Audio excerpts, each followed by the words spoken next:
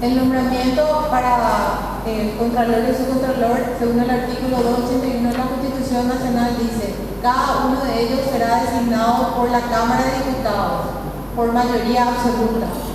3 sendas ternas de candidatos propuestos por la Cámara de Senadores con idéntica mayoría. Esto significa que la propuesta de los candidatos para ser Contralor y Subcontralor sale de la Cámara de Diputados y senadores. ¿De la Cámara de Diputados dicen? No, de senadores. De senadores, y son los diputados los que aprueban. Entonces, eligen. Entonces, si vos te querés presentar, te entrevistan los senadores a cada uno de los concursantes, ¿verdad? Y queda una terna y se va a la Cámara de Diputados y ellos son los que aprueban por mayoría. Eligen. Bueno, ¿y cuántas ternas se tienen que elaborar? 3 ternas. ¿Por qué 3? ¿La tercera para qué? 6. ¿Cuántas ternas? 2. O sea, aquí tienen ustedes también algo.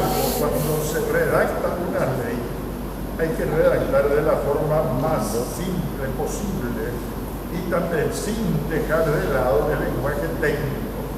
Pero aquí, por ejemplo, comienza por el órgano que nombra y luego hace referencia al órgano que integra las ternas.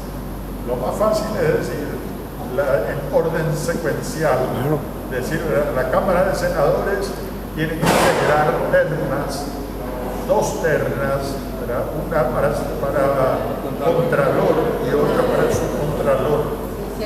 Se presentan todos los candidatos que quieran, los candidatos que reúnen los requisitos, pero finalmente se integran 2 ternas, una para Contralor y otra para Subcontralor, y le envía las a la ternas. Cámara de Diputados.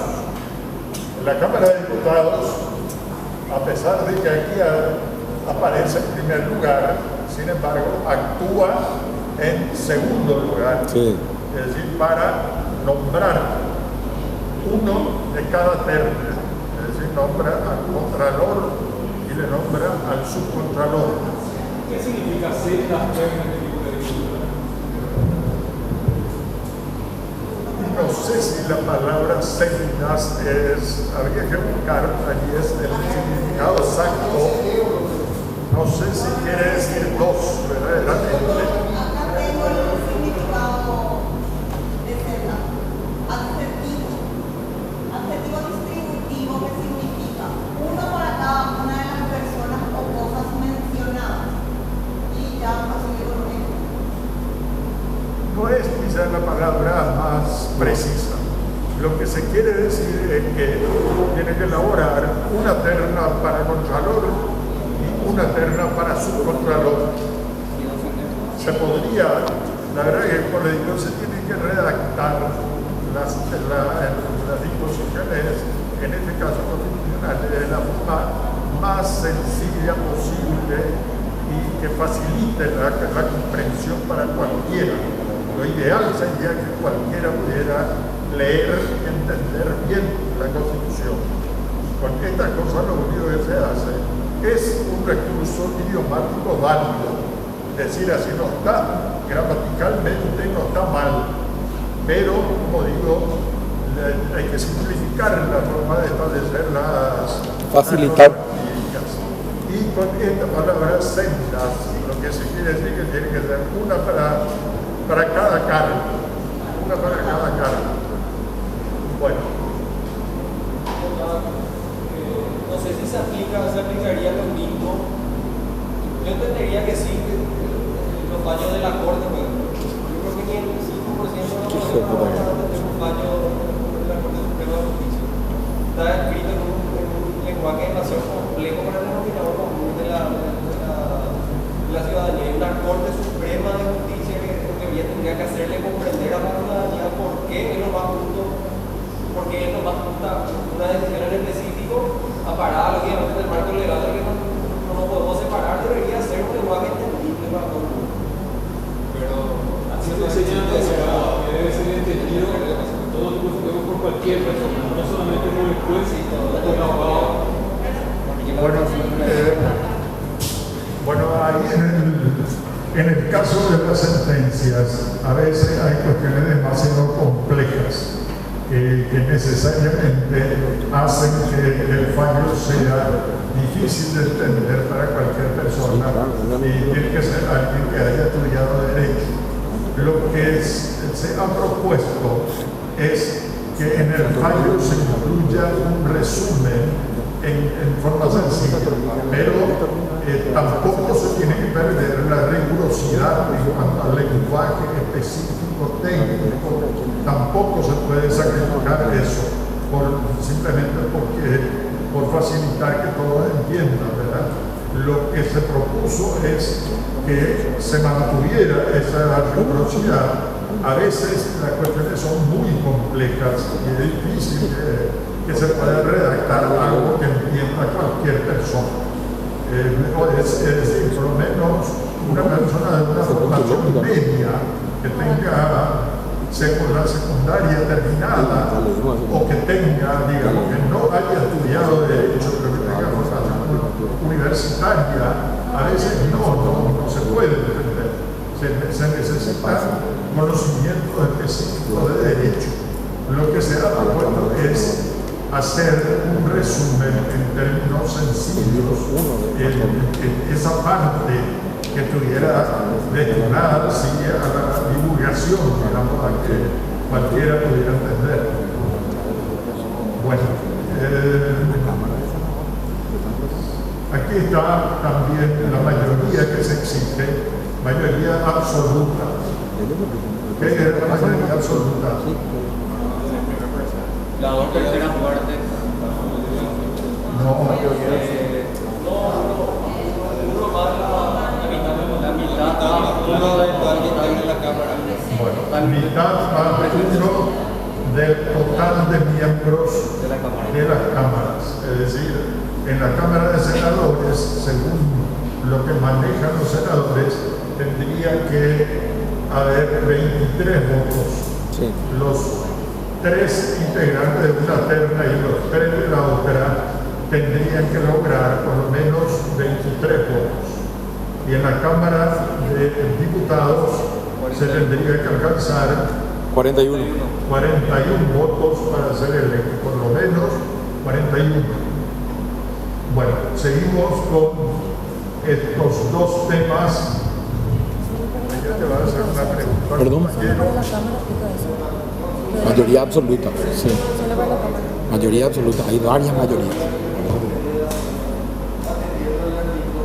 No te escucho yo, Patrick. Te juro que no te escucho. Diferencias a la Contraloría y diferencias. Y el Ministerio de Hacienda se encarga de todo lo que es el dinero, La recaudación. para desembolsar. Y la Contraloría lo que hace es fiscalizar y controlar, ¿verdad?, a todas las entidades del Estado. Absolutamente a todas les controla. Entra con la auditoría, con los auditores, y ellos revisan qué hicieron con la plata que se les entregó. Entonces ellos suelen ver en la tele, ¿verdad?, que dicen que no coincide, el famoso caso del tapaboca y cosas así. Sí, eso. O sea que la Contraloría le controla a través del Ministerio de Hacienda. Así mismo. A todos, absolutamente a todos. ¿Y el juez de sesión? Sí. Ahora entraron. Ahora sí. ¿Cuánto tiempo tiene para saber qué pasó con el dinero? Creo exactamente el tiempo no lo estoy llevando muy bien porque ahora recién estaba en la tratativa, ya la aprobó el ministro de la Corte, estuvo con el doctor Camilo Benítez, el actual contralor. En el caso que haya malversación en el Poder Judicial, ¿quiénes serían imputados? ¿Los administradores o los ministros de la Corte? ¿Y los administradores? Y la administradora. Los administradores son ministros de la Corte. Los ministros son administradores. Hay una administrativa de los ministros que Depende de qué actuación haya sido.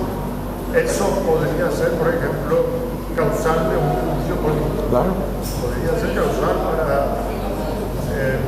para la Corte. Hay un artículo específico específico en el capítulo del Poder Judicial que establece de forma expresa que, por una parte, el Poder Judicial elabora su presupuesto, tiene la facultad de elaborar y de ejecutar su presupuesto, y que lo hace principalmente por medio de la Corte Suprema, por el apoyo que tiene, ¿verdad?, la Corte Suprema. Pero el Poder Judicial, por una parte, elabora su presupuesto y ejecuta su presupuesto, y también en ese artículo se establece que el control de la ejecución presupuestaria le corresponde a la Contraloría General de la República. De manera que si existen irregularidades, pues van a ser responsables de acuerdo con cuál sea la irregularidad. A lo mejor van a ser funcionarios de menor rango, funcionarios incluso de carácter administrativo.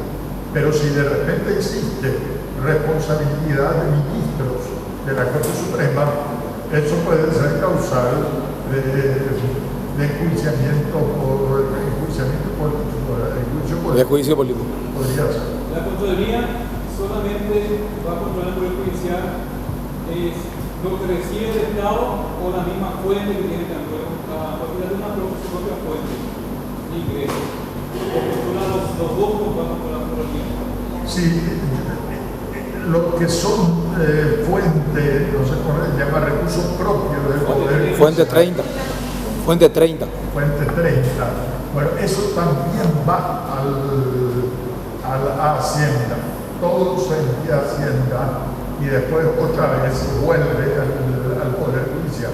No es que maneja el Poder Judicial directamente, y también se controla, es decir, todo lo que sea, digamos, lo que recaude el Poder Judicial, especialmente sobre la base de las tasas judiciales.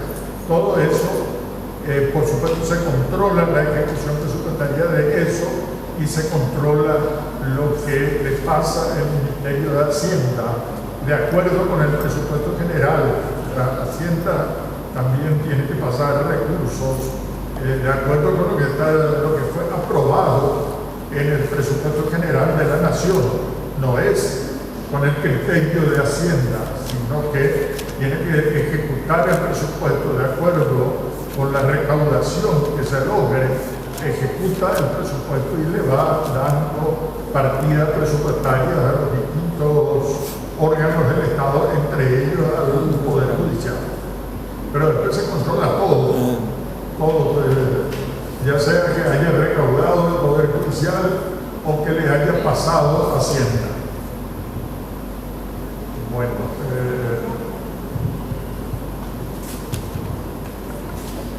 ahora vamos a hablar de la duración en el cargo del Contralor y el Subcontralor. El artículo 281 dice: durarán 5 años sus funciones, los cuales no serán coincidentes con lo del mandato presidencial. No es que, por ejemplo, se coincide ahora el doctor Camilo Benítez, que es el actual Contralor, el año pasado le confirmaron. Entonces va a durar 5 años y estuvo en una etapa pequeña con Marito y va a estar ya en otra con Santi Peña. Entonces, más o menos así es. No se elige más, no es que se vota o en la misma época. ¿Se le da un cargo político o no un cargo político? Y si no requiere experiencia.